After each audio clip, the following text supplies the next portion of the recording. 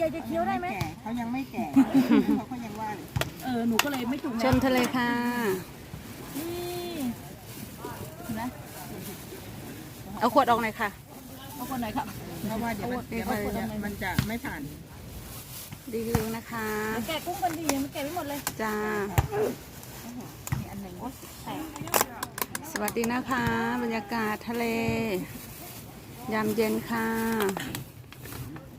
กินด้วยกันค่ะ ค่ะ โอ้ยลูก ฮัลโหล วัยรุ่น ฝนตกไหม วัยรุ่น ไม่รุ่น ตึ๊บ เหรอ